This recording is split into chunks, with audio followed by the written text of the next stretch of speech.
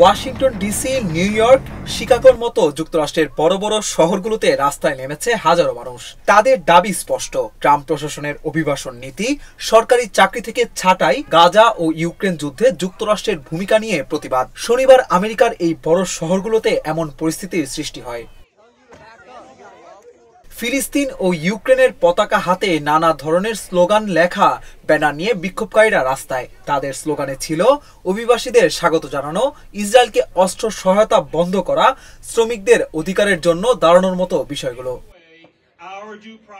বিক্ষোভকারীরা ট্রাম্পের নীতিকে শুধু দেশের জন্য নয়, পুরো গণতন্ত্রের জন্য বড় হুমকি বলে দাবি করেছে। তারা বলেছেন, ট্রাম্পের এমন নীতি দেশের মৌলিক স্বাধীনতাকে বিপন্ন করতে পারে, আর এই প্রতিবাদ থামবে না যতদিন তাদের দাবি আদায় না হয়। এ সময় সেখানকার প্রধান সড়কগুলো অবরোধ করে রাখেন তারা।